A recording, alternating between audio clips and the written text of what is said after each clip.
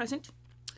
And welcome to late night with, not late night, afternoon tea. I am a little bit wonky in the head today. Sorry about that. Yeah, afternoon tea with Lee. In after tea, I have cranberry juice with a little bit of water in it. That's not enough liquid. So that's about all I got. So my name is Lee. They, them vibes today. He or she is fine. I'm pretty chill about pronouns. Welcome, welcome. Let me just have this open. I don't know what I'm doing today because it's Friday. So generally on Fridays, for those of you who don't know,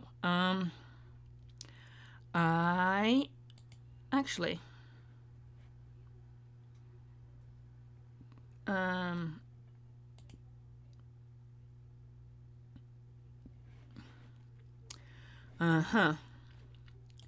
well, in any case, I'm waiting for a friend of mine to reply on a roleplay chat because that is what you do.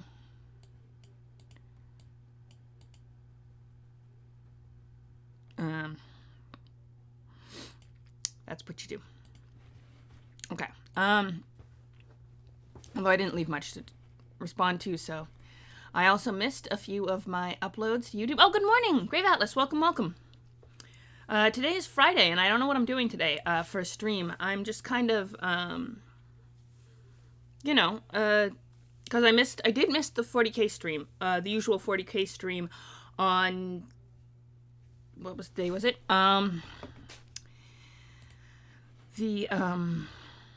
Let's see. That was Thursday, and the Wednesday stream as well. I just kind of conked out for both. Oh, well, apparently 40k shenanigans, because Tuesday was the last stream I did. It's still 40k shenanigans, so I guess we're doing 40k shenanigans. Why not?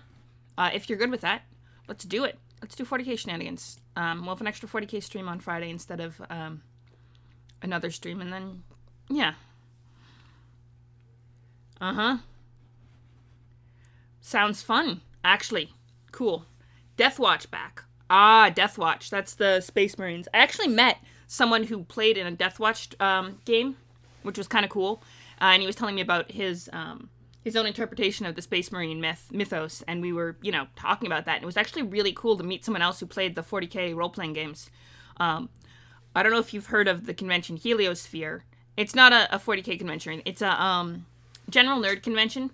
A lot of writers, filkers. So we had I did bust out Engage the Link of Jomini Saya, and my Battle Sisters War Song, which was kind of fun. Yeah, I kind of gathered that from your chat. But yeah, I did the I loved the lore. I became a lore freak back in my youth. I never actually played the tabletop, but I loved the lore, and then I realized that there was a role-playing game already existing, and so I didn't have to work D&D into it. I could just use the pre-existing role-playing game, and so I did, and hence Rogue Trader, and then I started streaming, because that's what we did.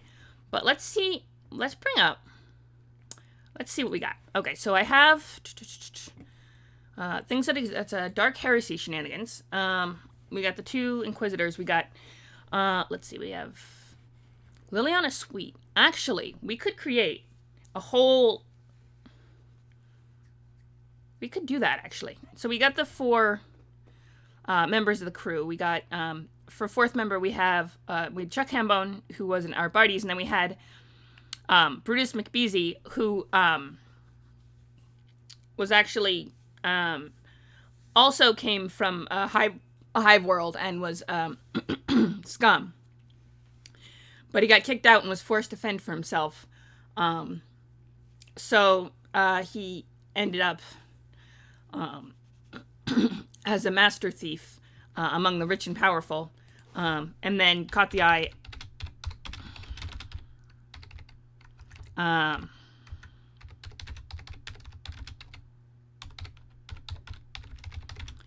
Probably actually got caught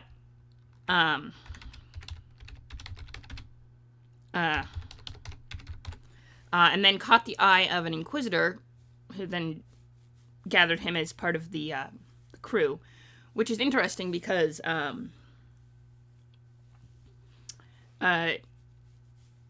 he's we put him as from the same Balboa. I kind of just said, you know what, these both guys are both from Balboa, and because they're both from Hive Worlds, right? So it made sense they'd both be from Balboa, and then we rolled for place in Hive Society and found with what's the technical term, Breezy and or Brutus rather, McBeezy, and he came from a rich family, so I had to work on that, and how would a rich family end up as scum, and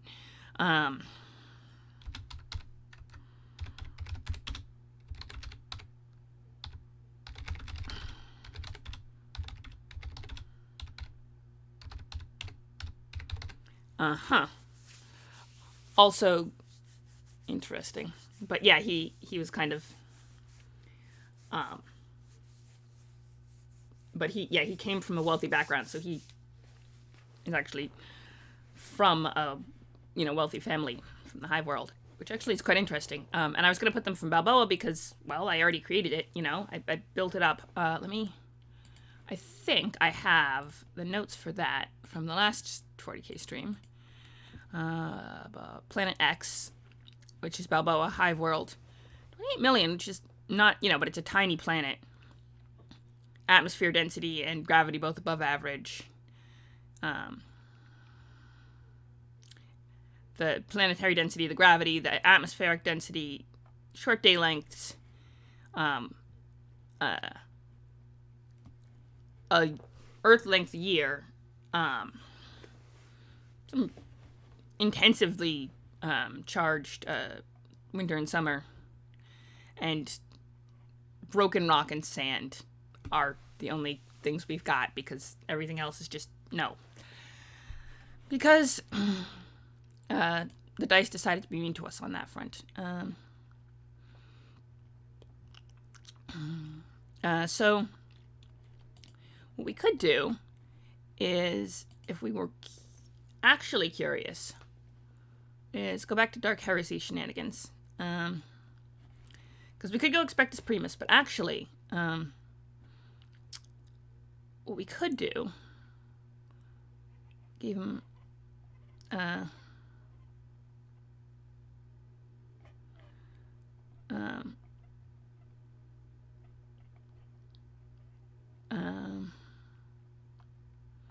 so we actually didn't spend any XP on Chuck Hambone, so we could do that. Or what we could do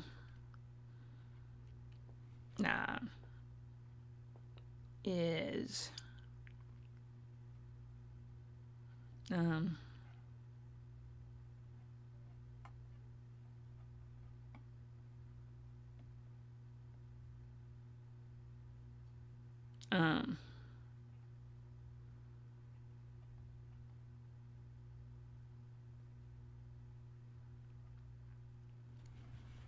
me see what the Arbites advances are. Let's do the XP thing for that, because I feel like that should be, let's see,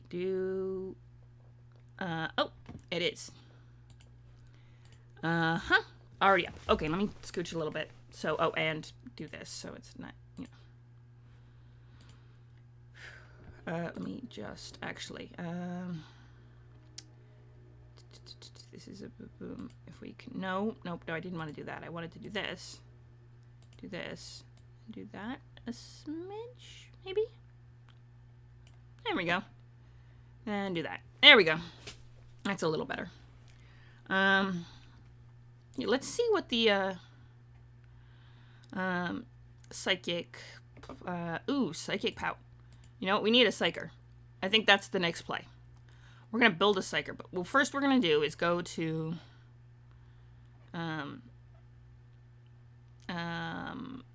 bio. Character creation, career paths. Here we go. Tech arbiter. Here we go. Ta-da. am the law.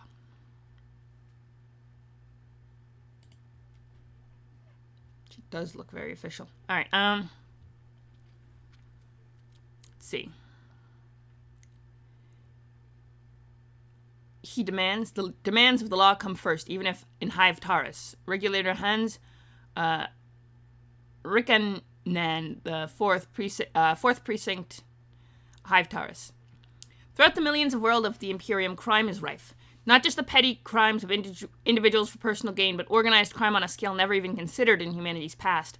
Empire's subsectors and planets have been in the thralls of illegal cartels and criminal organizations.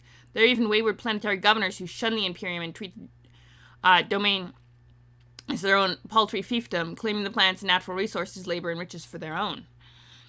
In these dire situations, it falls to the Adeptus Arbites to defend the Imperium's rights and prevent whole subsectors going rogue for generations, even permanently. The Adeptus Arbites is not a galactic police force. It has little interest in petty crimes such as theft, murder, or tax evasion, for these fall under the responsibility of local planetary forces. The Adeptus Arbites is there to keep order on a far greater scale, to root out corruption, maintain the imperial tithe, and to guard against witchery. From the Adeptus Arbites comes the fearsome arbiters. Also known as judges, these men and women are stoic in their duty and unquestionably loyal to the Imperium. Inquisitors often go to the Adeptus Arbites when they need in need of a trustworthy acolyte trained to think on their feet, combat-hardened and beyond reproach in their faith. Arbiters are infamous for their prodigious stamina and zeal, and their ability to survive all manner of wounds and punishment in the quest to catch their prey. Arbiters are resolute and fearless. They demand utter obedience from the citizens they come into contact with. Where civil unrest and crime threaten the stability of the world, the arbiters are in the field, unflinching, ordering the local enforcers and hunting down rabble-rousers to restore law and order.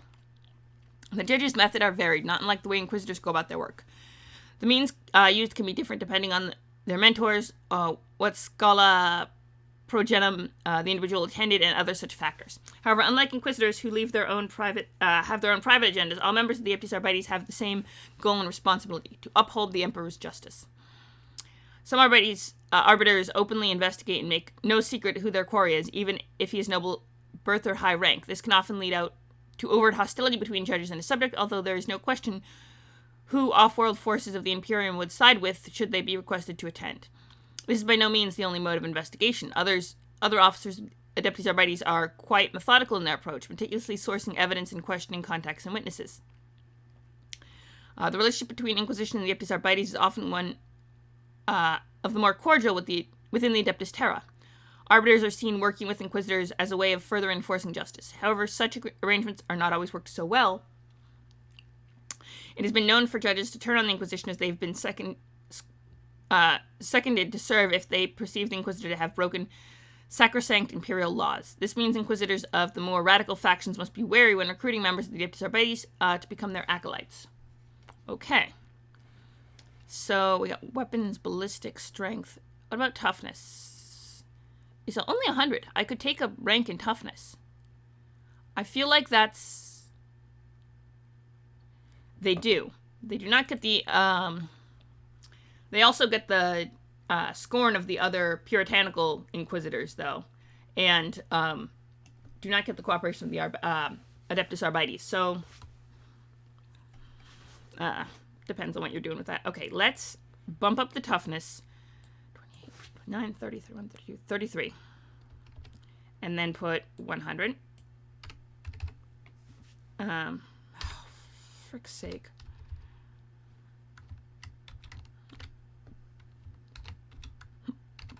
Let's decide to do the stupid thing. Okay. So there's that. So he was probably recruited to work on his planet's own police force, then recruited later by the Adeptus Arbites after they conducted an investigation on Balboa. And then, because probably some witness fled there from an actual, investigation and not... Because I feel like it's a backwater planet. I doubt they're going to have much dissent. So...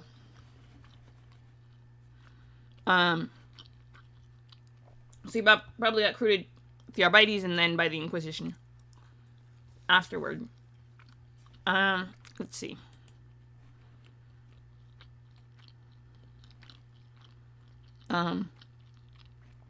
Could also boost intelligence. Not his strong suit, but,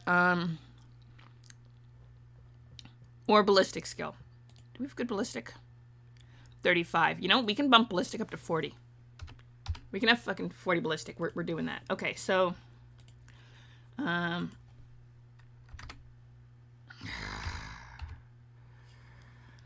okay.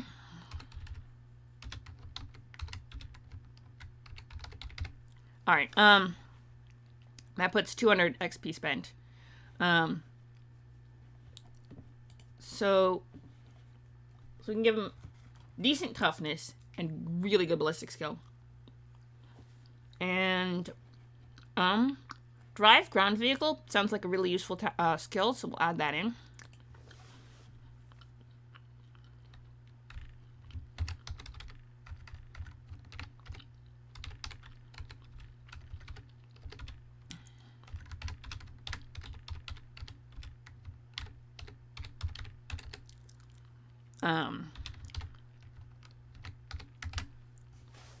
I believe that's agility. And then we have,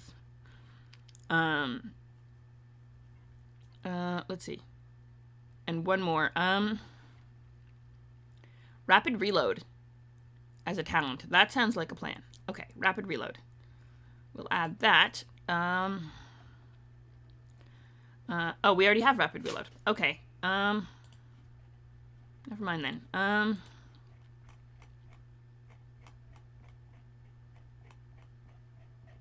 Is that a... Hang on. We're going to go to up to... Back to character creation. Oh, nope. That's too far. Shoot him indeed. Or smack him in the face with my mace, scatter his brains all over the place. As they say, Soul of Mankind. Oh, what is a role-playing game? Armory, psychic powers, eclectic sector, reality, career path, arbiter. Here we go. Let me just check something real quick. Starting skills. Starting talent. Oh, quick draw or rapid reload. And we chose rapid reload. So we could have had quick draw, but we chose rapid reload instead. So instead of getting rapid reload as the 50. Here we go. This one. Instead of going with rapid reload, what we could do is we can't get that until we could do pistol training. Let's see. Do we have pistol training? We don't have pistol training. Okay, we need pistol training.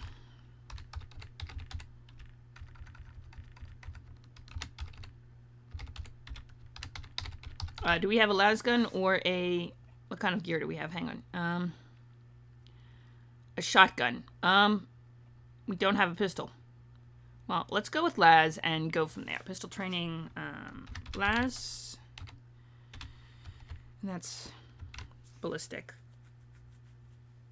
Oh, no, that's a talent. So, I feel like... Yeah, there we go. There we go. In case you ever need to use a las pistol. He knows what he's doing with it. And then with the shotgun, I think that's the basic weapon training. Solid projectile is shotgun. Which, you know, is useful, but it'd also be helpful if we could get a backup pistol at some point. Alright, now we have our full 400.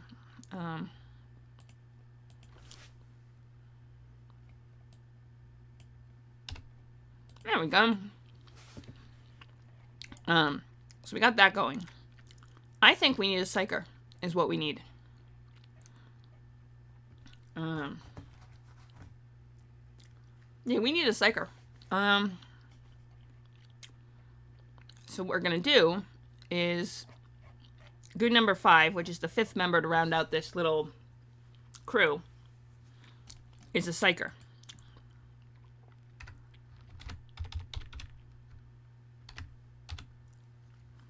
All right, we do need one. Okay, let's do it. Ready?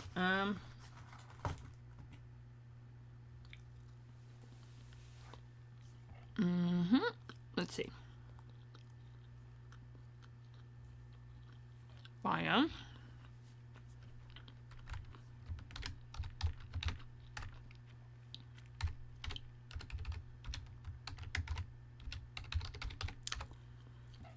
Then we got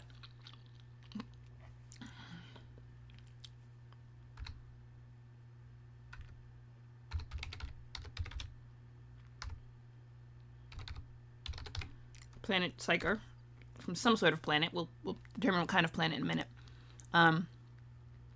Wounds and fate points.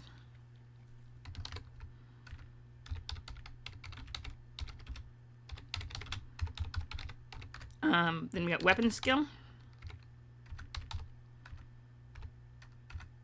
Weapon skill. Here, hang on a sec. Let me do the thing with the thing so you can see what I'm doing. Basically what I'm trying to do is to type up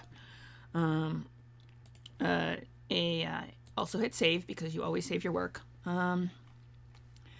Weapons, then ballistic, then strength.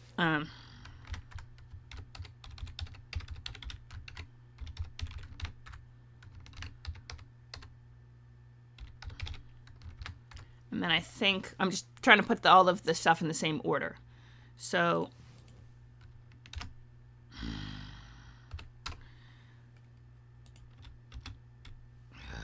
okay. There we go. Yeah, we're trying to put all the stuff in the same order so that strength, then toughness and agility next.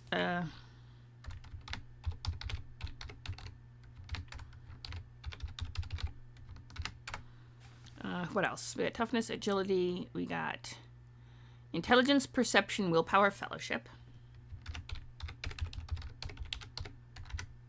Perception. Willpower. And fellowship. Then movement, income.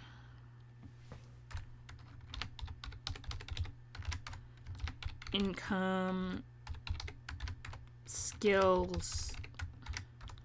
I guess it gets skills, talents, traits, gear, right? Skills, talents, traits, gear.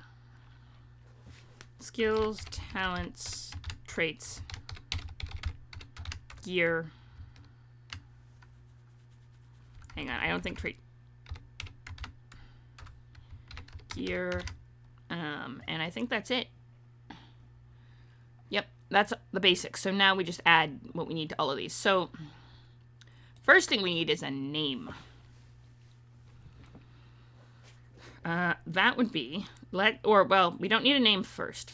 What we need to do is go here and here. No. Yes, okay, there we go.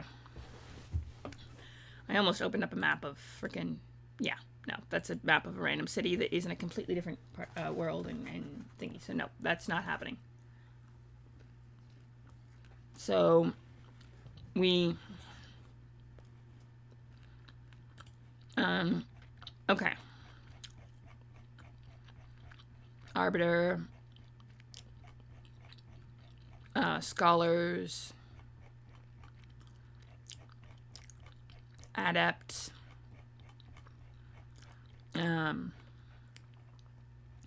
creating your own career paths.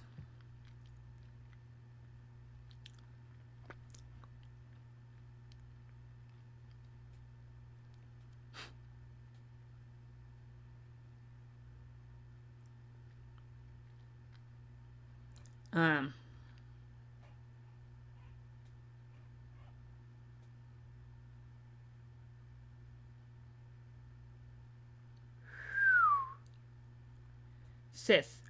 Oh. Oh. Wow. That's a kind of terrifying thought. Okay. Let me just...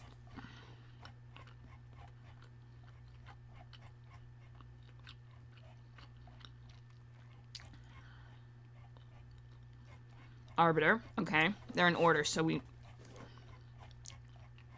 That actually sounds vaguely terrifying. And I would not be on to be the wrong Lord Marshal. Assassin?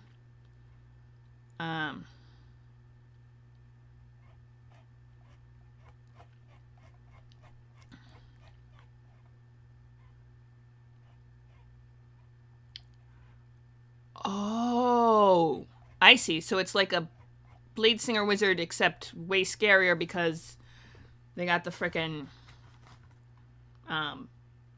warp on their side rather than...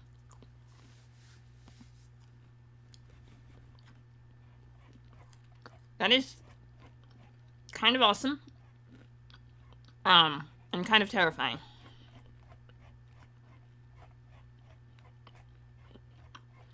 Bishop, Redemptionist. Okay. Guards. Oh, wow. Guardsmen get a lot of,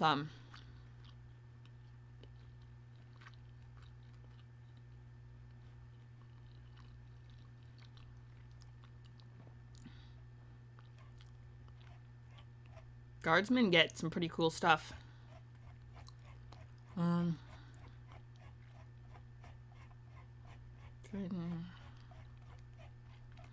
Imperial Psyker. Here we go. So we actually have to specialize rather early. Savant, Mutant, or Scholar Materium. Imagine knowing there was a door to the realm of demons, and the slightest inattention on your behalf would see them bear it down and rip you to shreds. Now imagine doors inside your head. That's what being a Psyker is like. Catus Lupa, Savant Adjunct. Ooh, that sounds really cool, actually. No one know when the first human Psykers appeared. That information has been lost to the ravages of time. But one thing is certain, their emergence changed the fate of mankind forever. Psykers are both the greatest boon and curse that has afflicted humanity. The Emperor himself is the most powerful Psyker of the human race has ever seen. Even 10,000 years after the Emperor was inducted into his sarcophagus, Psykers continue to fuel the Imperium. Every day, innumerable souls are shipped to the Terra in black ships of the Inquisition. Once they have the honor of becoming one with the Emperor's golden throne, thus allowing his light to spread across the galaxy that the Imperium may endure. Despite the benefits they bring to the Imperium, an undiscovered and unsanctioned Psyker can place entire populations and planets in danger. Psykers' essences glow bright in the warp, like bait on a line, and they draw malignant entities to that glow.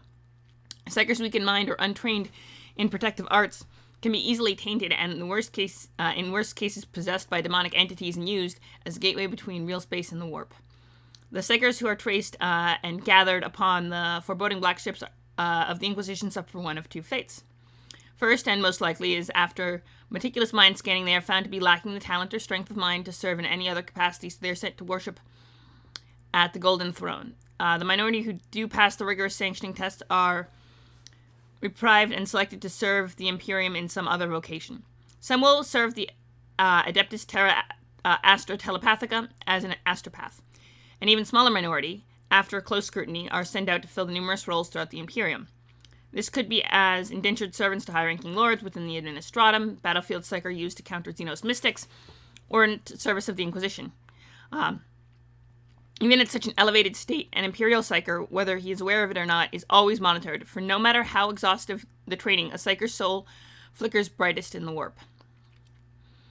Psykers have always been used as agents of the Inquisition. Their abilities vary from prognostication to telepathy to pyromancy and telekinesis, among many others. Psyker Acolyte is most likely still discovering his powers, and as he progresses, so he can go deeper and unlock latent abilities and more fearsome powers. The Inquisitor and his fellow Acolytes are both the guide and possible executioner, because the more power flows to the Psyker, so does the lure of the chaos and the attention of demons who lurk hungrily in the warp. Okay. So,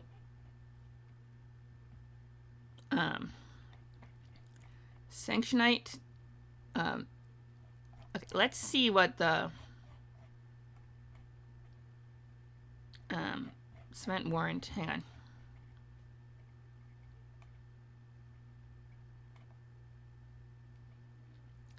Aspirant, hang on. After aspirant.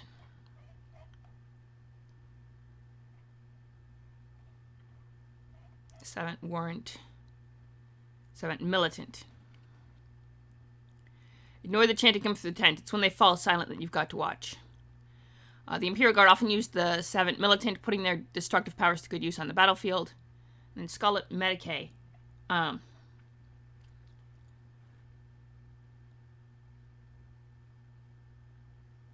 Bio, wow, okay.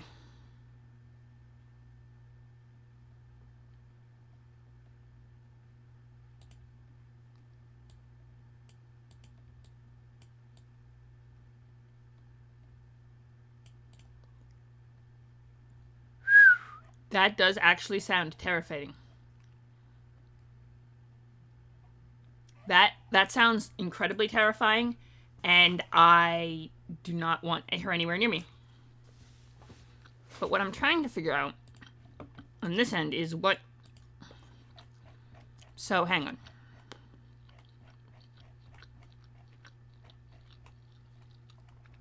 We can go Scholar Materium or Savant Mutant.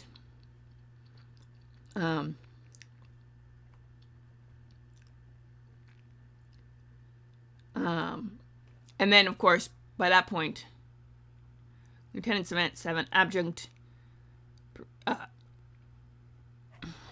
Materium, hang on.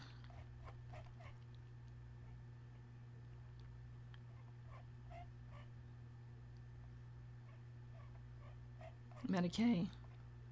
Scholar Materium. As a full initiate of the Scholastica Psychona, the Scholar Materium studies the foundations of being, essence, and immutable form. Oh, Savant Militant is not mutant, Savant Militant. Okay, I see. That's where the split is. Hang on, let me zoom in a little bit. Oh yeah, it is Savant Militant. Okay, that makes sense. That makes sense. So basically, either that we go either a scholar or a soldier, and then you can basically go from there. Since we're starting at as a Sanctionite, we are just sanctioned and don't have to worry about that.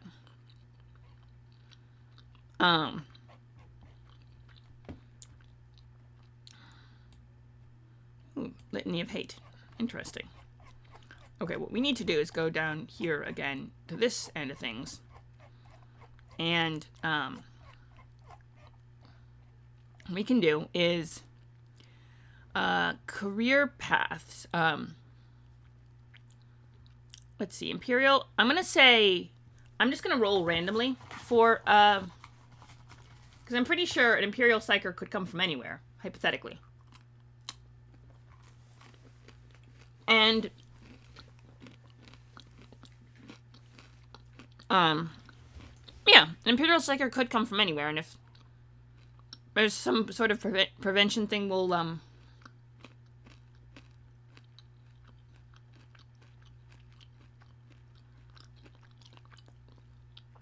good to know.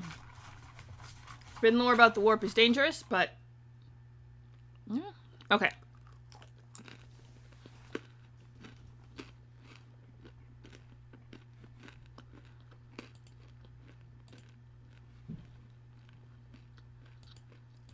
Alright.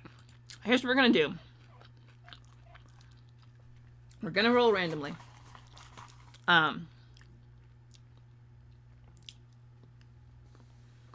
We shall see.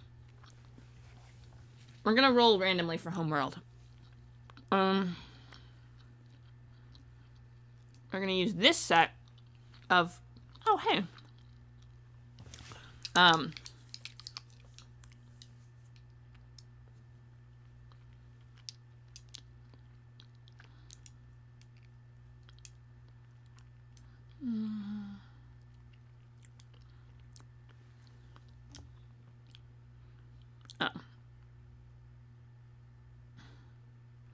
Yeah, it's because the D4 is missing. Okay. We're gonna use this set of D100. I don't know if it's showing up on the thing. Here it is. Ta-da! Nice, good set. We're gonna roll. We're gonna roll randomly. I'm guessing Mind Cleansed is a secondary in one of the supplemental.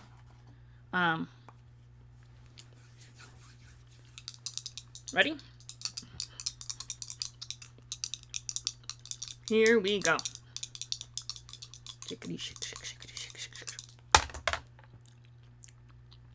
95. Voidborn. Okay. These guys have a penchant for rolling high. Interesting. Very interesting, huh?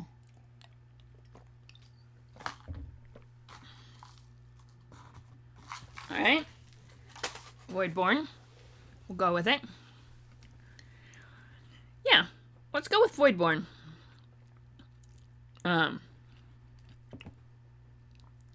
Maybe born aboard the black ship. That'd be an interesting box. Well, okay, let's go with a Voidborn Psyker.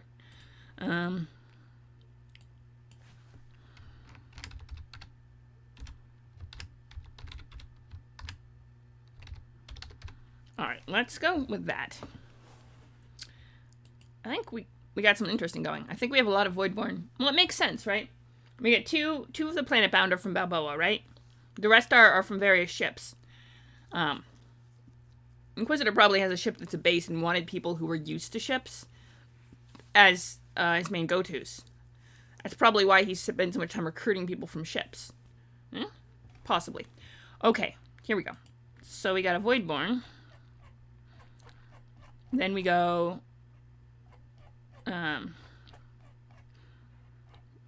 High World.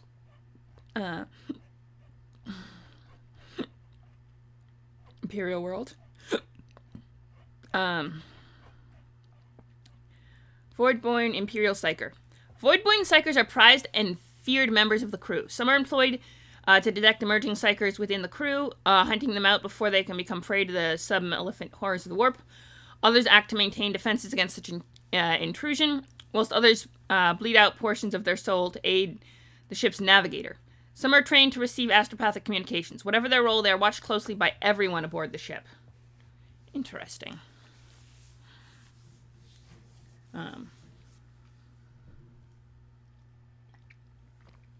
If they could bleed out members of their parts of their soul to aid a navigator, if that were the case, then what would happen? That actually makes sense. If you're born aboard, and then it would just be until they hit the black ship, and then makes sense. We'll figure out what kind of ship they're born aboard later, and then that will... those who live their lives on spacecraft must become used to the reality-altering process of warp space, of living low and even zero-gravity environments, and of never knowing the feel of solid ground beneath their feet.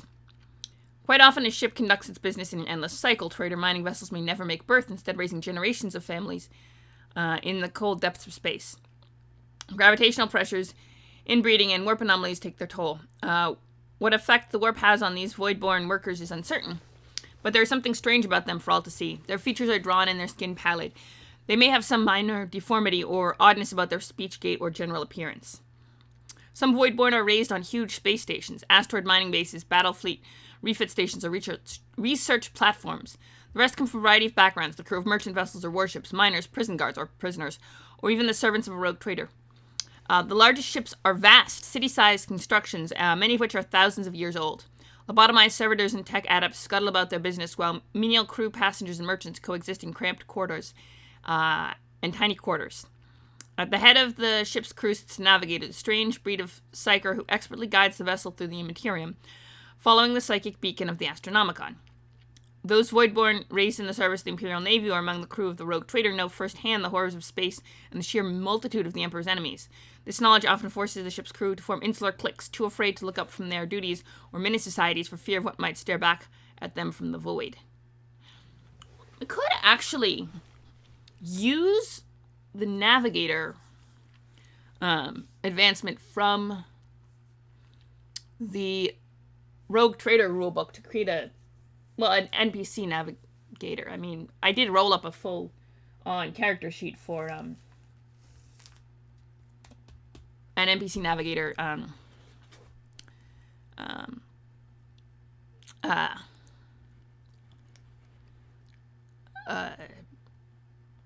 It was actually from Renthok. Hi! Hi! Welcome! Sig! Hello! Welcome to our little 40k remake, I guess? We're doing a 40k catch-up stream. I kind of have to go in today because my boss is kind of annoyed that I didn't go in yesterday. And anyway, but in the meantime, we can do a little bit of a stream, and what we can do is eat crackers, and we're creating a psyker. Mind powers. So we're starting out with rolling randomly. Homeworld, we got Voidborn, so what kind of ship we're on? I don't even know what kind of ship we're born aboard, but we were born aboard a ship. You know. We roll for gender and sexuality, then we roll for physical size and shape, then we roll for everything. It's gonna be awesome. Then we pick out psychic powers and go from there. Probably an astropath, just because having an astropath... No, Kayla's not here. It'd be nice. No, Grave and I.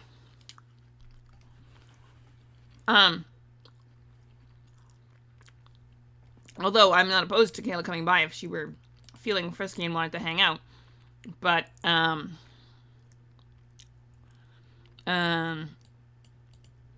me try something. Real quick. Nope.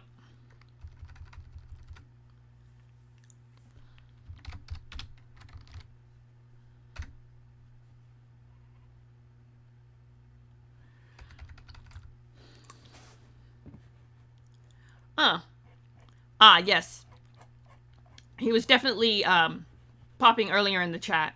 Oh yeah, you can't see chat history when you first come in.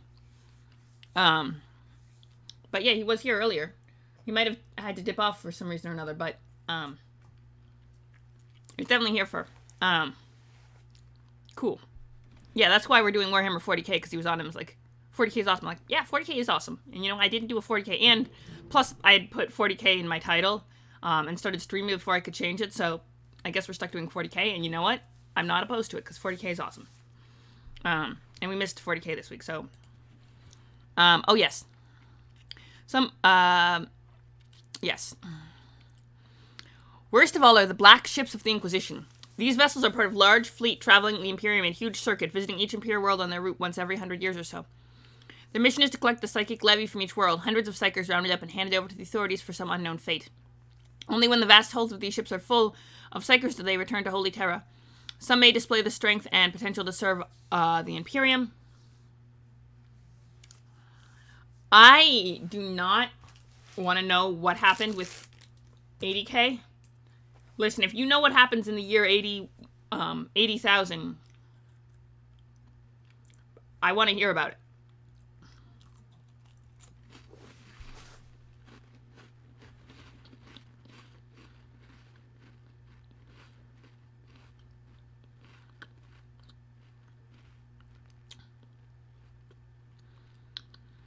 Some may display the strength and potential to serve the Imperium, however most are sacrificed to the God Emperor, their gruesome deaths ensuring the survival of the Imperium.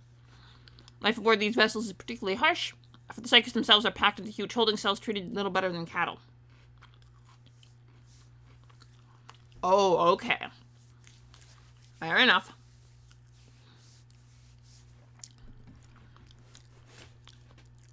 Oh, it's like a kid in a cradle, except the cradle is a spacesuit.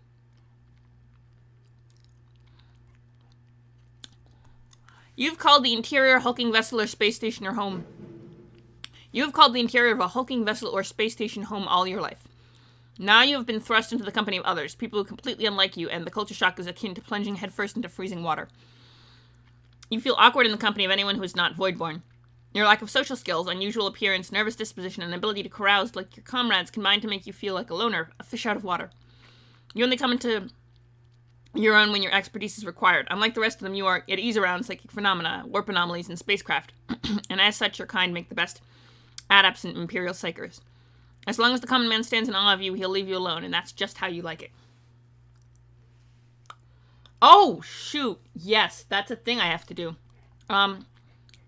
Tell you what. Oh, right. Well, I already know who it is. It's Jasper. He's the one who's going. Okay, here's the question. Should I do... And while I'm working on the psyker, you need to answer me this one question. Should I do a illusionist, or should I go with a fighter? Answer me that question, and we'll have our answer. All Void One can speak language, chip dialect. Okay, we're adding that to our. All right, fine. We'll go with Jasper. Hopefully Beska can make up the difference. Let's see. Skills. Then we got speak language.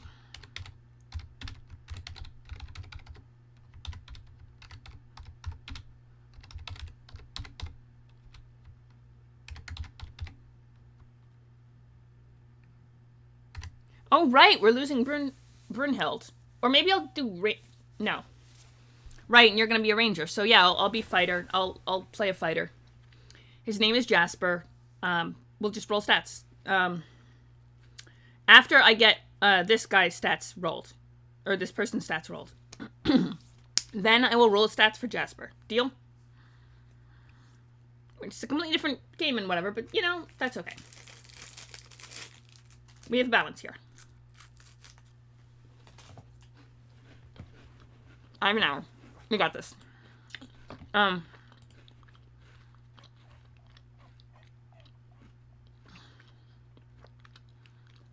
Charmed. Okay, let's add,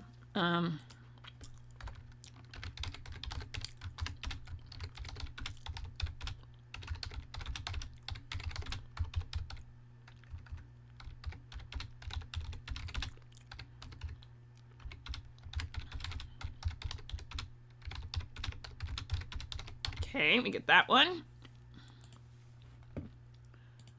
Boom. Ill-omened. -5 penalty on all fellowship tests may interact with non... let's see.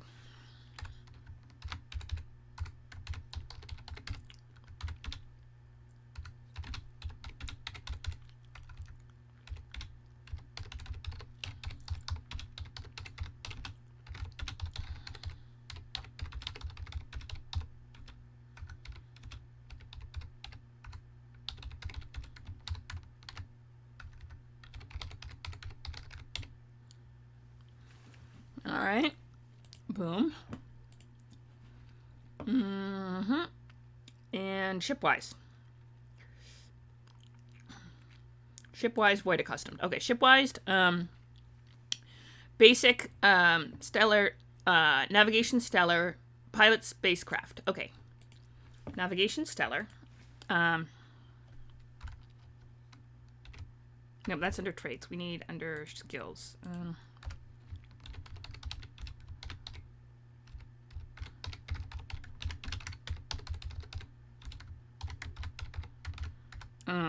Basic,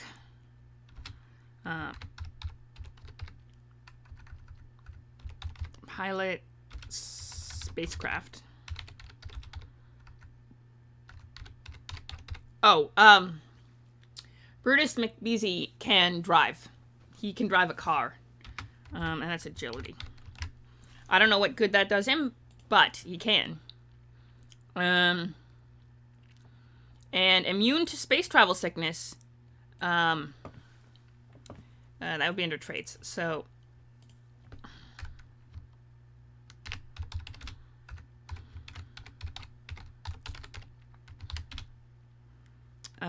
let's see.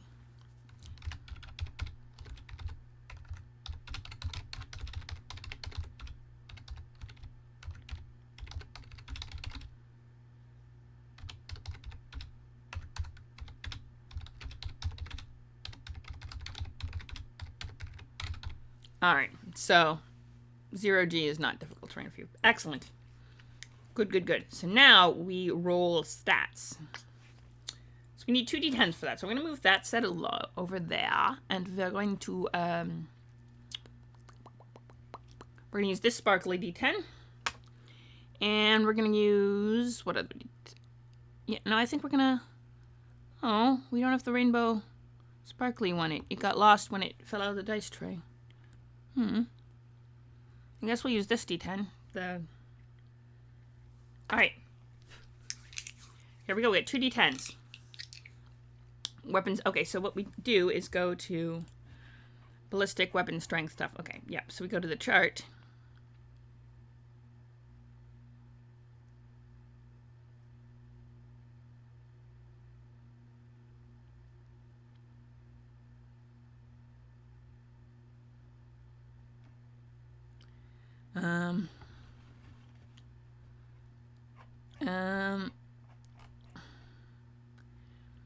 Average is 26 through 35. Once you get past 41, you're into out of superior range and into great. Magnificent. 50 plus is heroic. And I think Space Marines start with plus 50 and everything because they are just beefcakes. Sexy, sexy beefcakes. Possibly celibate beefcakes. Actually, there's very little... according to Chris's lore, who's a fellow 40k fan I met, they can father children. Whereas, I don't know if there's any official lore, if they're, still works. So,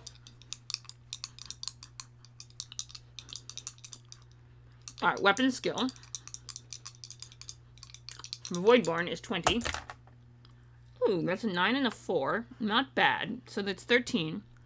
Plus 20 is 33. So, pretty average. Alright, ballistic skill. Ready? Yeek. Okay, that is double ones. So that is, luckily we had plus 20 in that. So that's 22. So he cannot aim worth shit. So that's worth something. Strength. Although we do get one.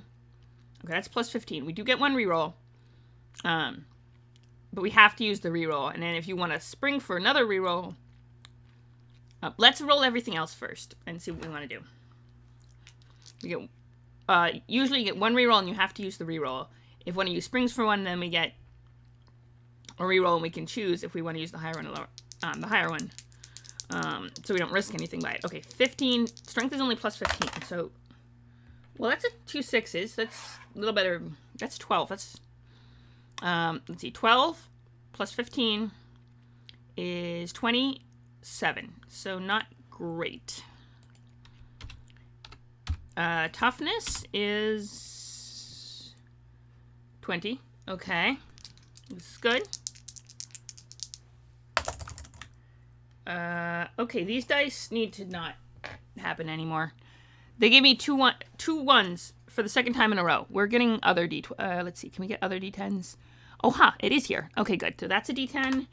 And do we have another D10? Come on, we gotta have at least one other D10. I guess we're using this D10. The one from the... Alright, we're choosing 2 different D10s, because that's just not happening. In the meantime, though, our toughness is apparently 22 as well. So, that's probably when I'm going to end up re-rolling. But let's go with agility. Which, oh, that's better. 10 and a 3. That's 13. Plus 20 is 33. Okay, so not, agility 33. Intelligence, also 20. We have extra high willpower. That's where we get the extra plus 5 in. Okay, these dice hate me now. That's just... Okay. I'm gonna roll... That is 1 and a 9. Okay, that's 10, which is intelligence is plus 20, so 30. Okay, well... Sheesh. Okay, perception. I don't trust any of these dice, but I guess we'll roll these guys. Maybe we'll roll the 2 sparkly ones together. Maybe that'll work. Well, that's a 6 and a 4. Okay, 6 and a 4. That's 10. That's 30 in perception, which is doable. Okay, willpower. Freaking. Okay, willpower will be okay even if. That's a 5 and a 1. 6. That's 41, I think. Yeah, 6. No, 6 plus 25 is 31. You know, fellowship is... Maybe we'll roll these two. That's a 10 and an 8. Okay. I think... Although I think we only have a plus 15 in that, right? No, we have the plus 15 in strength. We have a plus 20 in fellowship. We do have a plus 20 in fellowship. So that's 18 plus 20 is 38. That's actually like... Alright, so the question is, should we roll... we get one reroll. And it's ballistic skill or toughness. And we have to use the reroll, but you cannot get lower than a 2 on 2d10. That's just... So, you know what? I say we should reroll. But the question is, I'm going to reroll toughness because even though it doesn't directly tie with wounds, not being particularly tough is not a no-go. So let's do it. Ready? That's 6. All right. Well, 6 plus 20 is 26. So, you know, doable. All right. So we have ship ballistic skill and toughness and strength and pretty decent everything else and actually close to good fellowship. I think, hang on, let me check something real quick. 26, yeah. 36 is the start of superior, so actually above average fellowship and then just meh everything else. Yeah, so personable. Okay, we have a very personable psyker. That is interesting. Okay, you know what? We'll go with it. So that's 3 meters, half movement. 6 meters, full movement.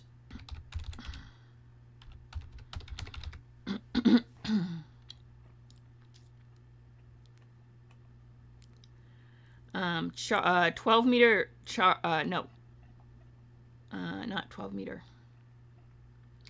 9 meter charge and 18 meter run.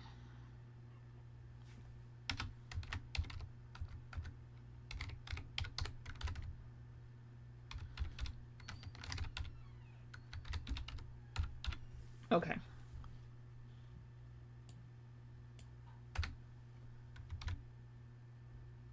Fuck you. Sorry. Movement 3 meters. Full movement.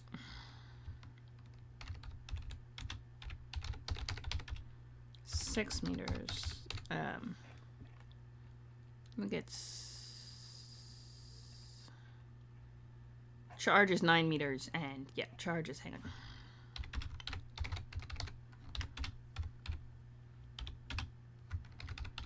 $18 meters. Okay. Got that. So that's good. We're gonna go. Then, hang on. Determining career path. We already determined it. For Fiat, but we have to... Imperial Psyker. Ooh, okay. I've stood within the palace of the throne on Holy Terra itself. There my soul was shattered and reformed, a living weapon forged on the Emperor's will. Primary Psyker, Thassel Kane. Psykers are otherworldly individuals with supernatural powers. They have many and varied abilities, from reading minds to throwing bolts of bioelectrical energy. These strange powers come with a terrible price, however, for each Psyker is a doorway to the hellish dimension of the Imperium, the abode of the demons, psychic predators, and worse. Each Imperial Psyker risks his very soul every time he uses his abilities, knowing that the cold edge of the Mercy Blade is the kindest fate of the demon-possessed can expect to meet. All starting Psykers begin with Psi rating 1, providing a number of minor psychic powers equal to 1/2 your willpower bonus, rounded up, from those described in Chapter 6, Psychic Powers. Trait Sanctioned Psyker. You've been taken aboard the Black Ship on Holy Terra. There you've been sanctioned against the agents of the Golden Throne through a variety of The variety of solemn, profound, and painful rituals designed to test your strength of your soul against the psychic predators of the warp. Roll on the table 1-5, sanctioning side effects to discover what mark this has left on you. Your starting age increased by 3d10 years. Okay. That's cool. So that's fun.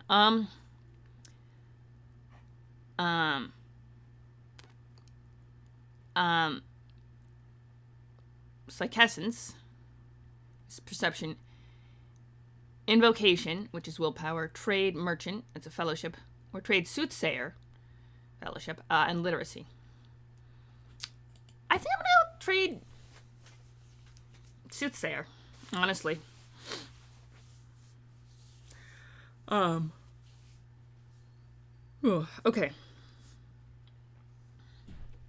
Why don't we roll sanctioning side effects? We're gonna roll sanctioning side effects. We're gonna roll we're gonna roll sanctioning side effects, and then I'm starting to fade. So here's what we're gonna do. We're gonna roll sanctioning side effects and then we're gonna roll on chart 1 and give this person a name, and then we'll roll some details, and then we'll go from there. We'll roll personal details, give him a name. Okay, starting skills, okay, hang on. Let's look at the sanctioning side effects, because that's what we're going to do first. Reconstructed skull. Part of your sanctioning fractured your skull. Perhaps it was a form of psychosurgery, instructive bearing, or blast on Remel power that split your head like a Malfin pus scrape. You have large metal plates in your head, some of which are clearly visible. Reduce your intelligence by 3, but gain 3 d10 thrown gelt in compensation. Yeesh. Hunted. Your sanctioned visions have induced a mild paranoia. You believe certain parts of your psyche. Those amputated by the sanctioners have gained sentience and are tracking you down. Whilst part of you realizes this is foolish, you still refuse to sit with your back to the door just in case. Gain 1d10 insanity points.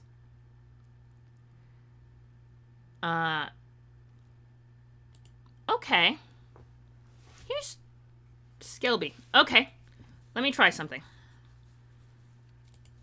We're gonna... Nope. We're gonna go like this. We're gonna roll on this set of... We'll roll on chart number 1 first. How about that?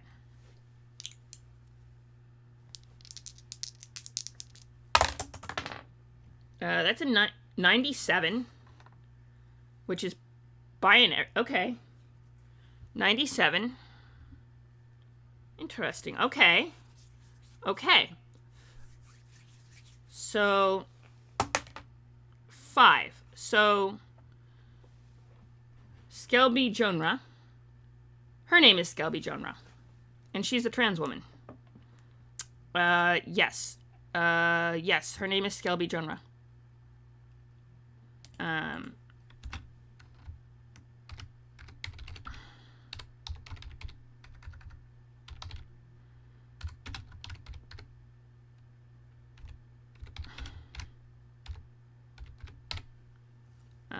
She's a trans woman, and let me check something. Yeah, she probably didn't even change it, but 11. So she's straight. This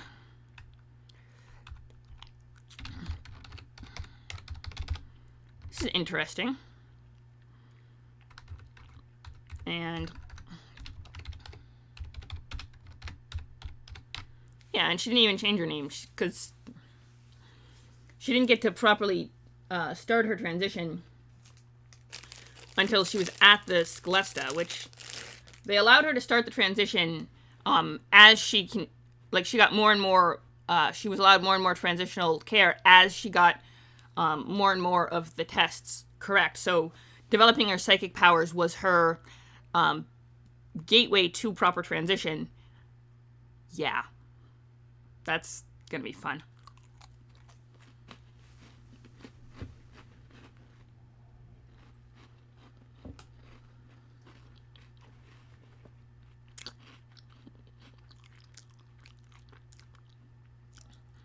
All right.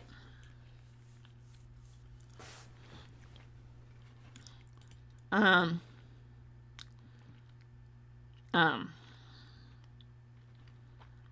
Yes, they held her transition hostage until she could prove herself worthy of bearing psychic powers. That is, you know what? That's a cool bio.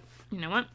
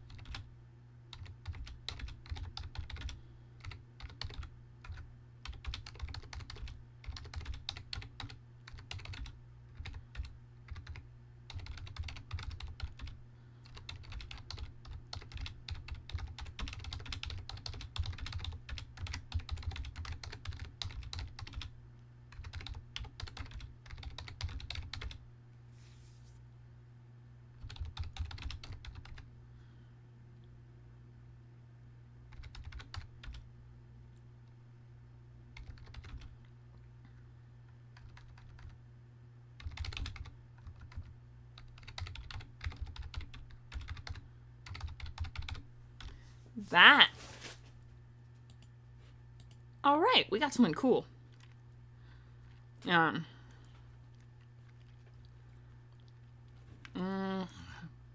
right.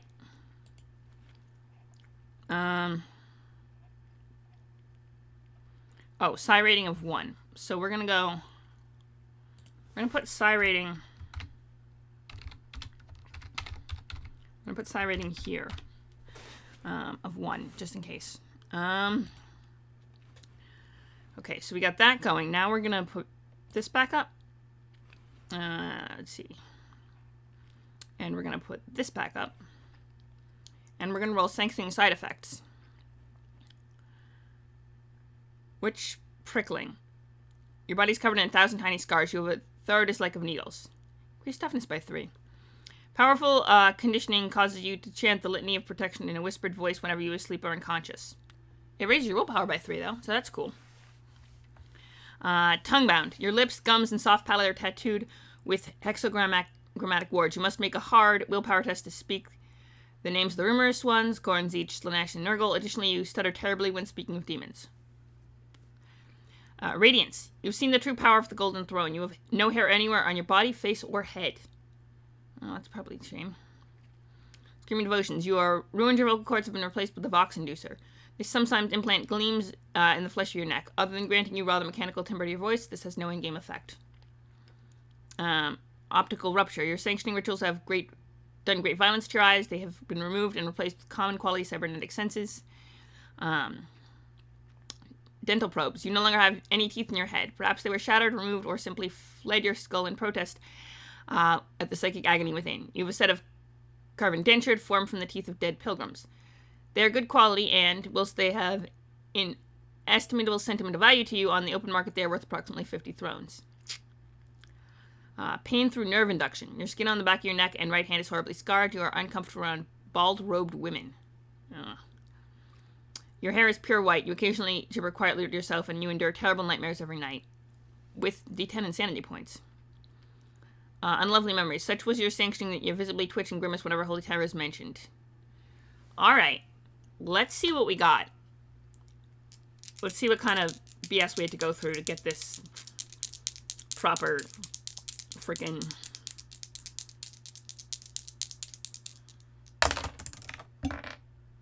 That's a 2.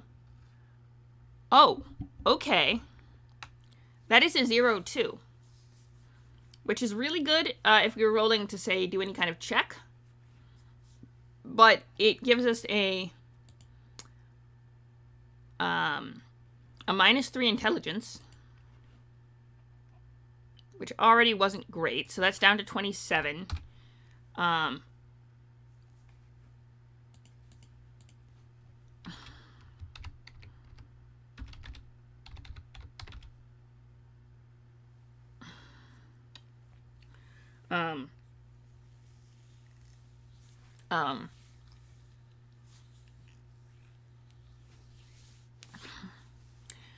chunk of skull burst out.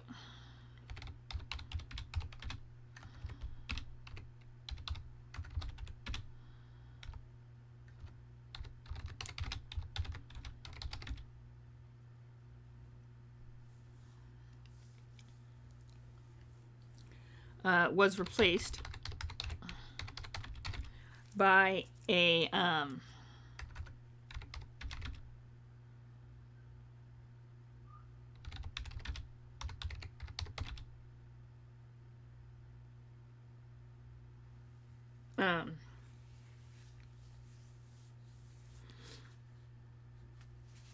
gold-plated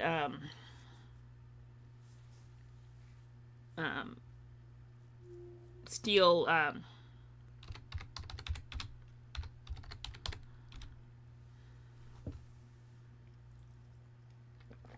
piece with an aquila.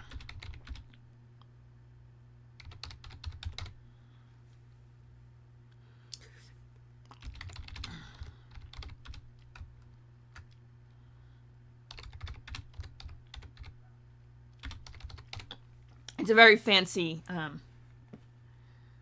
Fine, I'll start rolling Jasper stats now. Deal? All right.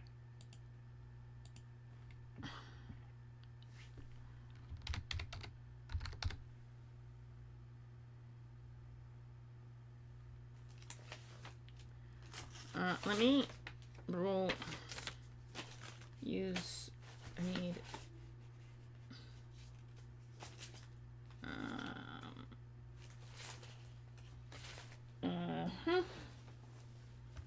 Okay, I'm gonna borrow this so I have a written copy. Jasper. Strength. Alright, fine. I'll go and I'll close this out real quick. Strength, dexterity, constitution,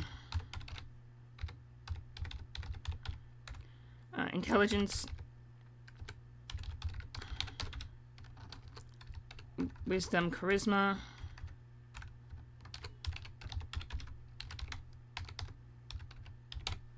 okay. Wisdom, charisma, wisdom and charisma are two separate stats. Strength is, okay, hang on. First we roll, all right, we got the, let's use these guys. Okay. I have 4 D6s right here. Let's, oh, that's very good. That's a 6 plus 6, 12. 5 is, it's 17. Okay, so we got 17. Hang on. Jasper is 17.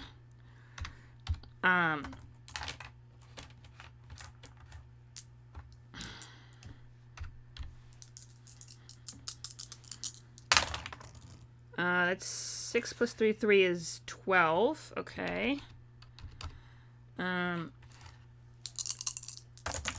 That's a 6 and a 5 and a 2. That's 13.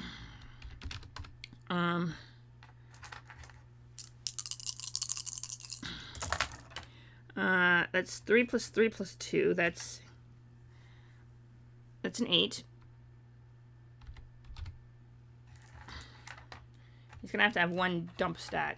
Probably gonna be wisdom. Well, let's see what we got. That's 8. That's 11.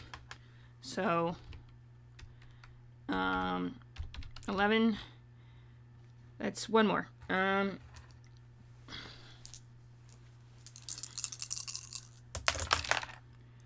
That's 5 plus 5 is 10. That's 14. Okay, so I'm thinking 17 strength, 14 con, 13 dex, 11 intelligence, 12 charisma, 8 wisdom. All right, so we got this. Now we just have to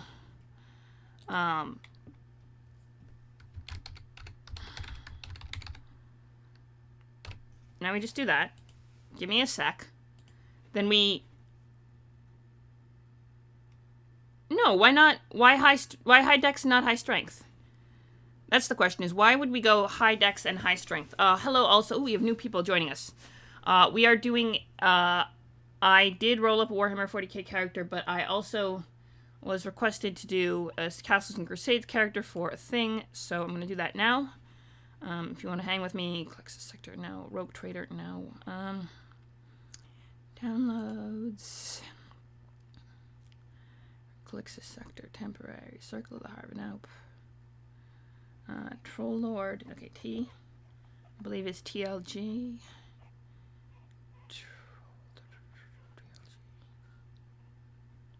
Troll Lord. Yeah. Okay, Player's Handbook. Voila. Now we go to... first we're going to go Elf, which is page 50. And then, what do we get?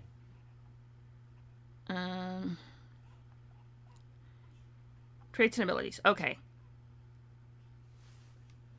Company of the Isles, they associate well with halflings and gnomes, but generally do not live in close proximity to settlements of those races. Humans present an interesting dilemma for elves to ponder, for humans combine the most noble and ignoble aspects of all creatures. As such, elves are very selective about their human associations and have a guarded approach to investigating humans. Dwarves are treated with an aloofness bordering on disdain, for elves find them nearly unfathomable, save for one commonality, a dislike of all goblinoid races. Except, dwarves are also really sexy when they behead ogres, so that complicates things.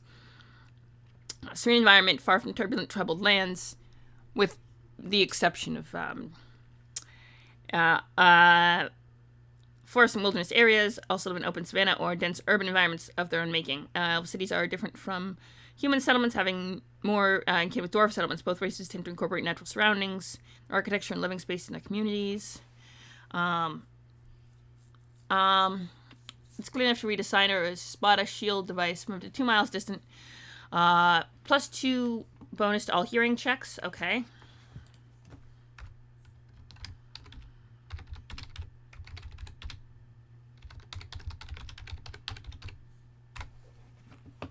Let's see. +2 to all hearing checks. Twilight vision. Move silently.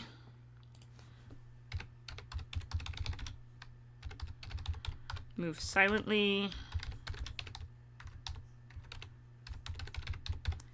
But yeah, oh, sorry, I'm mixing that up. Why would you suggest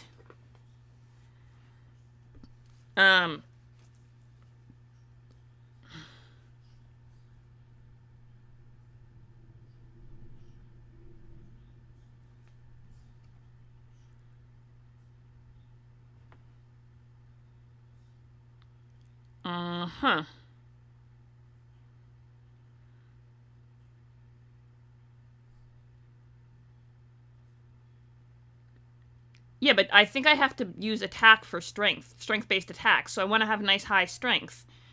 And lower dexterity means less penalty for more armor.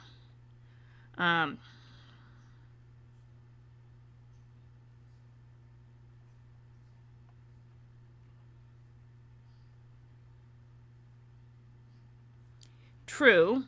That's true.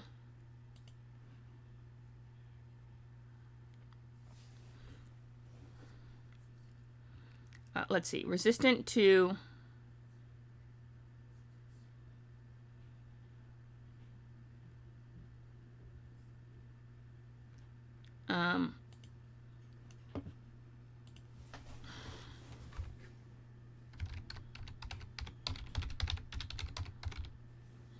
and get a saving throw against sleep.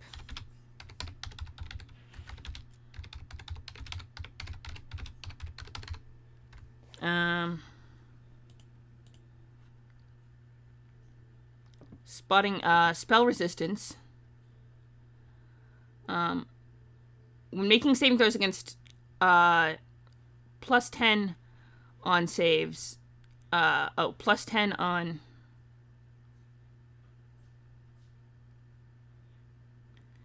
Well, I'm going to be level 3. Hopefully, they'll let him be level 3. Because, I think... Brunheld was level... no, not Brunheld. Amethyst had just hit level 4. So I'm pretty sure they'd let him be level 4, right? It's not that I don't believe you exactly. It's just, I believe you too much. Does that make sense?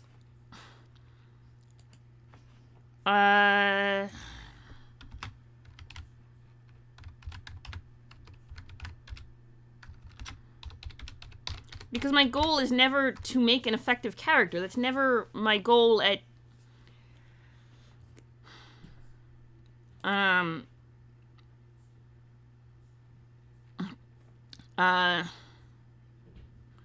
+1 bonus to hit with one of the following weapons. Composite longbow, short bow, longbow, short bow, a longsword, or a short sword. Oh, okay. So I can get +1 with a longsword. Fair enough. +1 longsword. With longsword. I'm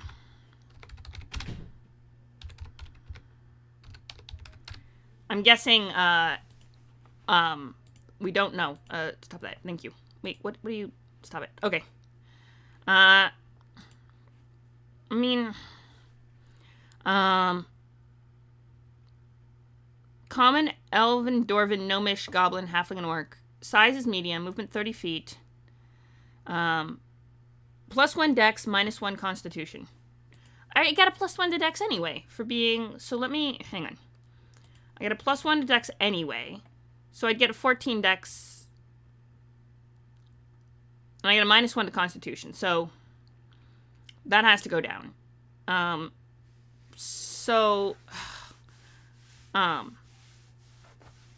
mean, I guess I could do a 13 Strength, but I feel, well, actually that makes sense. Amethyst was probably like the only one. Yeah, but if I'm gonna do Dex, then I might as well do a bow, but like, I don't... Yeah, but here's the thing, right? And a fighter who was ranged would never... A fighter who had really good Dex like that would never take up the sword, would only take up a bow, right? I mean, given the circumstances. So the fact that Jasper doesn't take up a bow means that he has high strength, because that's how he would have become a... Why not? I mean, if you can't use your Dex bonus, you can't finesse a sword, which is something that you would only do as a rogue. You couldn't do that as a fighter. You can't use finesse. So, you can't use your Dex bonus on a sword, which means that any fighter with a nice high Dex bonus would automatically go for bows, right? I mean, maybe not... It might be playable otherwise, but, I mean, talking culturally here. Because he is a product of his environment, right? And he is... Well, that's true. Elves are... Well, no, elves go for bows anyway. There'd be very few reasons for an elf to take up a sword unless...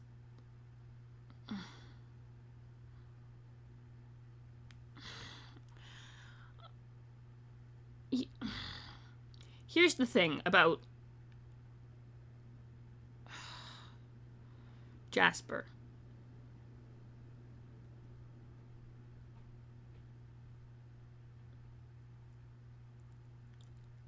Yeah, but that assumes that he cares.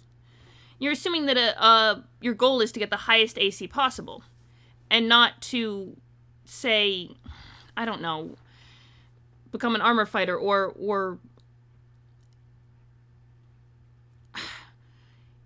that assumes that your intention is to not have a high AC. Does that make sense?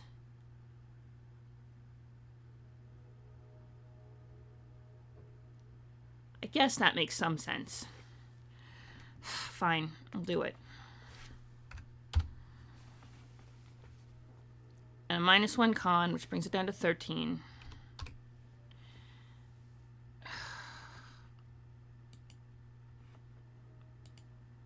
This is what I get for building on stream, right?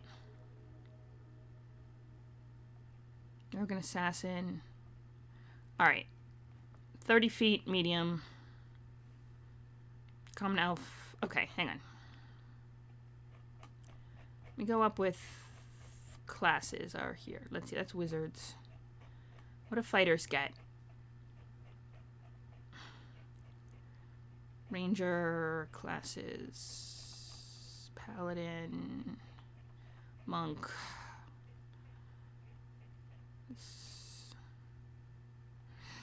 Well, I had a whole plan and... Illusionist. Fighter's high up, right? Fighter. You see, strength. Strength is the... All of the class ability in fighter are made with strength. I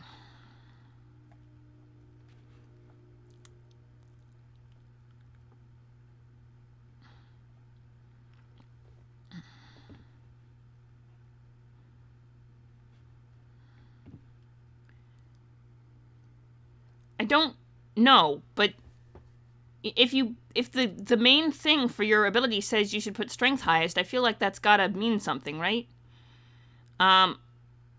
They face their foes with gritted teeth and steely determination. Longevity, longly anticipating the next to test their strength and skill. All fighters, regardless of background or characters, with the will and ability to use their brute strength and swift sword to solve problems or overcome foes. Fighters are a unique breed and make their own way in the world, for ill or good.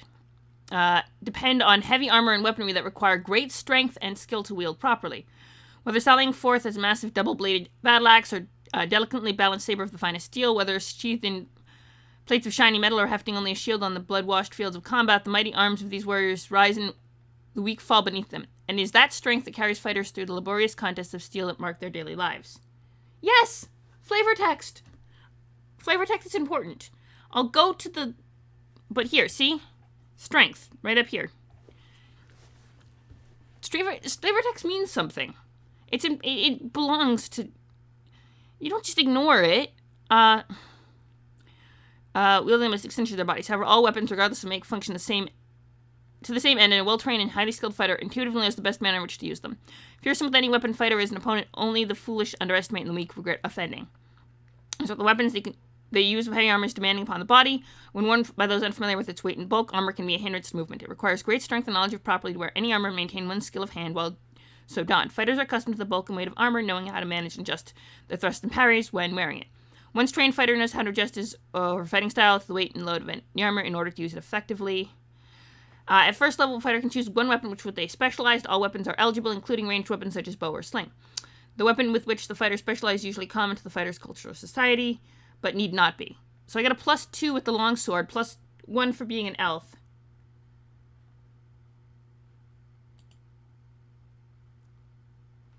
Yeah. But Strength Prime means that I get an extra bonus on strength checks. So, or at least I have a lower threshold. So it favors strength checks.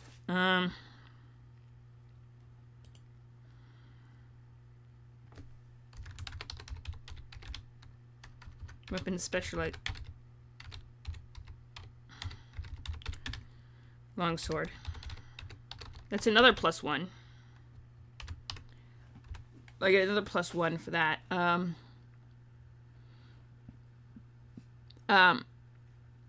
First and sixth level, part 1, +1 bonus to hit and damage.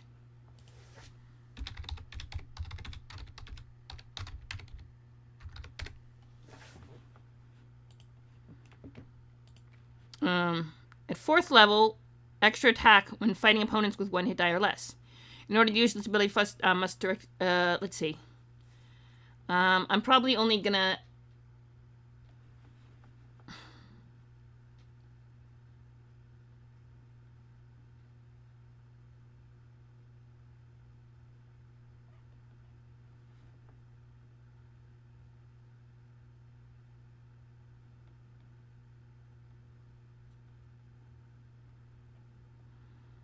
At 10th level, fighter gains 1 additional attack each combat round with any weapon. This does not combine with combat dominance. In combat, both abilities can be used. Player must choose either the extra attack or combat dominance ability through each round. The extra attack ability is usable with melee and ranged weapons. Any D10 weapons, any armor, any weapon specialization, combat dominance, extra. Okay, so at a 4th level... Well, I've definitely got well more than 8,500 experience. So I'm going to start myself at 4th level. Because I have at least 9,000. So I'm going to go with 8,501. So that's a 4th level. That's a +4 to hit.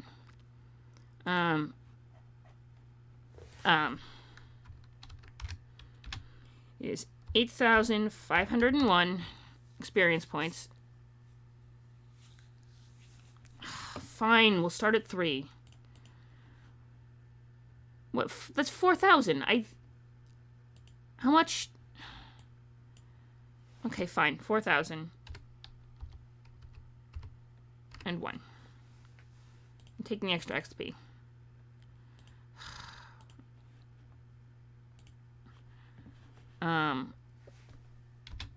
Level 3. It also depends on class, though. Do Rangers get, let me check, because you're going Ranger. Knight. Monk. Detect Evil. Classes. Ranger.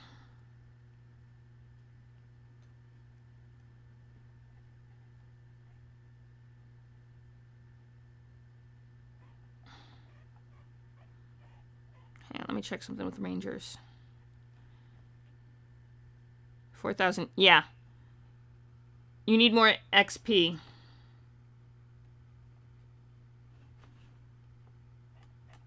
Alright. Well, alright. Fair.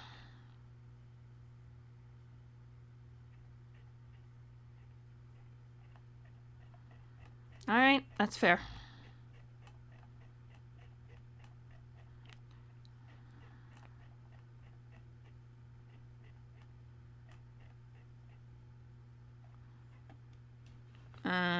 Combat. Okay, so I get a plus.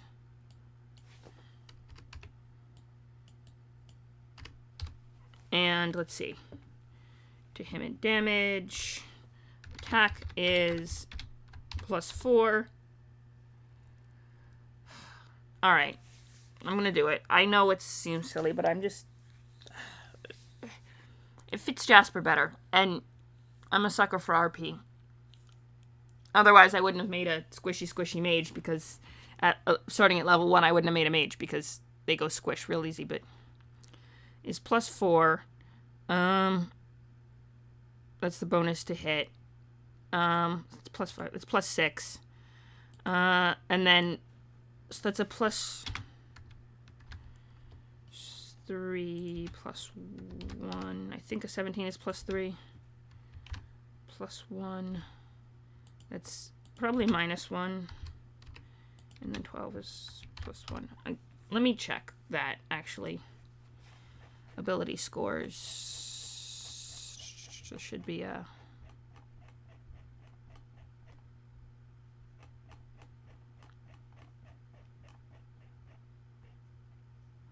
Attribute modifiers.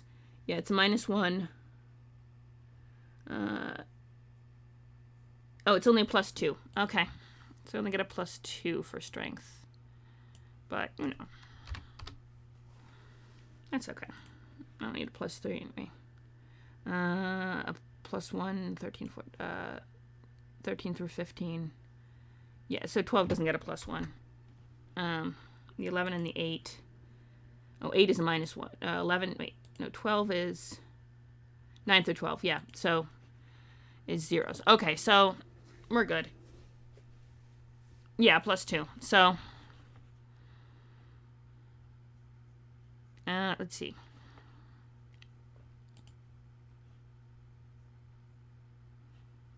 It's +4 to hit. And I don't get any of the nice little bonuses because those start at higher levels. Let's see. If we do the thing where you go 5th, so 1st, but I got a +1 con, so let's see. And I get to pick one other, so I get, primes are, hang on, classes, cleric, plus, so I get a plus, I guess, dex, so primes, and dex. Strength and dexterity.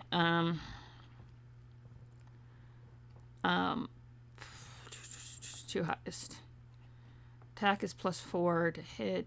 But it's also +1 and then +2. It's a +6. And then, so that's a total of +8. It's 2 because strength.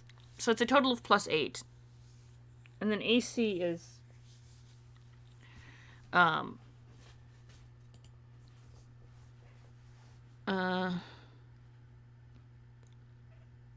okay, D10. So 1 would be 10. 1 would be 10. 1 would be 10.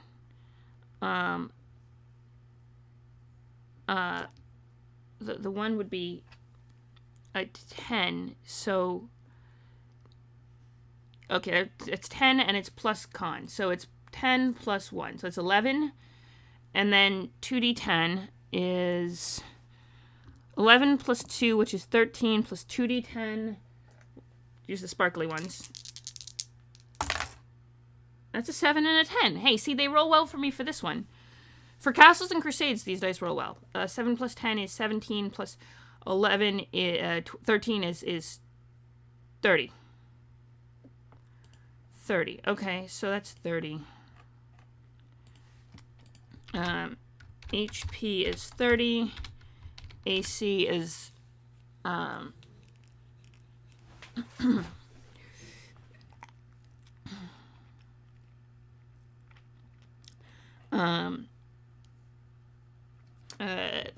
11 plus whatever I get for a chain shirt, right? So, I doubt, yeah.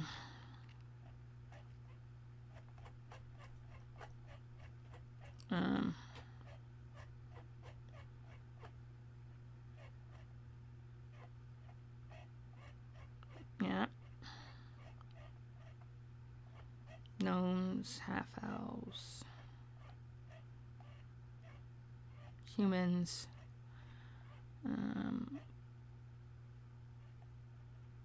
names,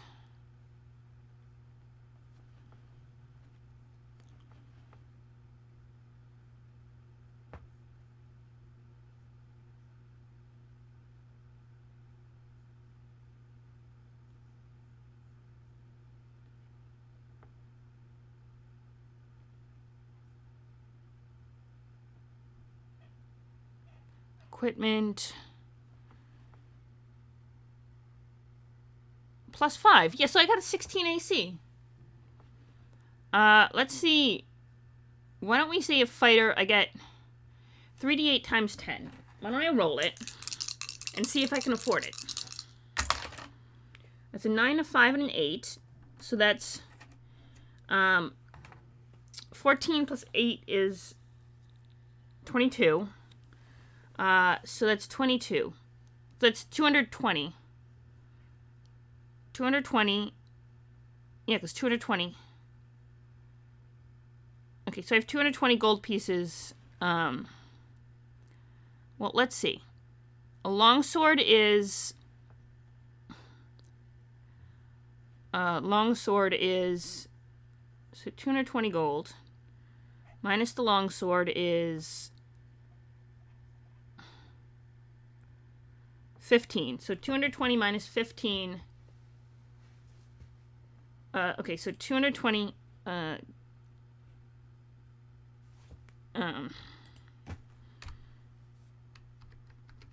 So that's minus 15 equals 205. So that's a longsword. So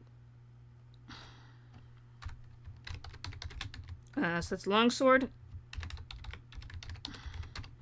Let's see. And then we have... Oh, that's transportation. That's for horses. Ranged. Why don't we go with leather hide. Chainmail shirt is a +4. Scale mail is also +4. Yeah, chainmail shirt. Chainmail halberd is 150.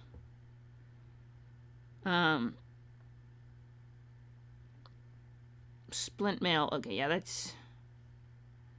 Yeah, no way I'm getting banded mail. Why don't I go with a chain shirt?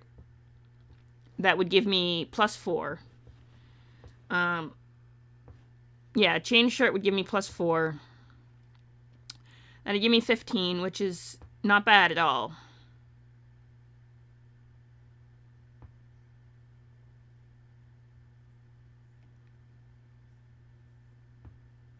It's 200. Yeah, no, that's chain shirt. Chain shirt. Yeah. Then a shield. I could do a shield though. Shield, small. I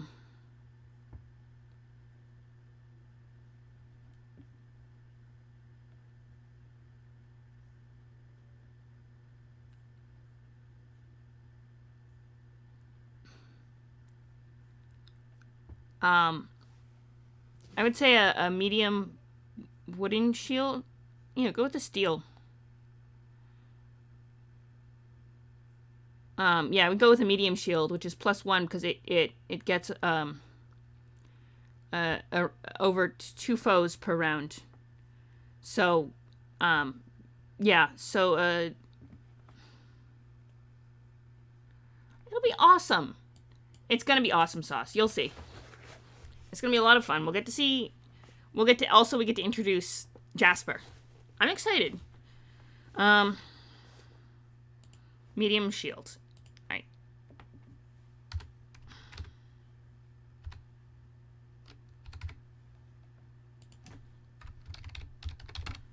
And then it's gonna be awesome sauce. You'll see. Let's just get a. Oh, and I can get a helmet.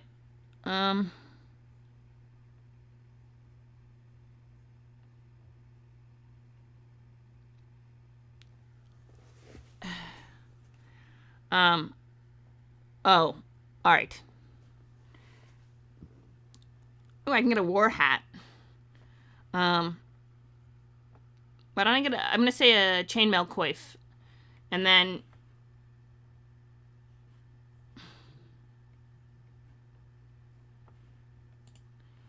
yeah, then chain shirt and coif. That way, I don't have issues with the head.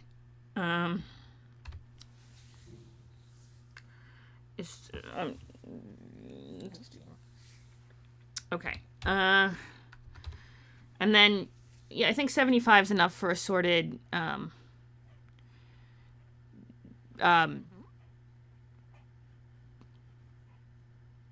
actually,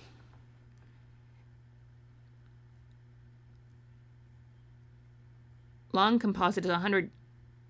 Okay, I don't have enough for a composite longbow. But I could get a regular longbow.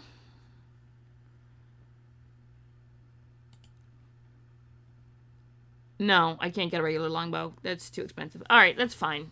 We'll be fine without. We'll just have extra coin, and then I'm gonna say -50 for and so 25 loose gold, and then a bunch of supplies such as a backpack and rations. We'll figure it out. I thank you all for being patient with me while I create a character for a game that is completely irrelevant, and I kind of changed topics halfway through the stream, and I apologize for that. But I appreciate you all hanging with me, and I really do need to get sleep, so I need a nap before work. So we're gonna go. My Gneasty went off. All right, we're gonna raid Brush for Hire because we always raid Brush for Hire, and he's cool. And then we'll just go from there. Yes, I will get bandages. Don't worry.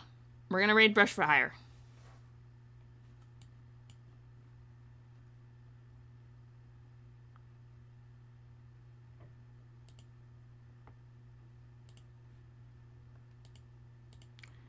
Yep, let's do it. Off we trot. Thank you for being with me. Uh-huh.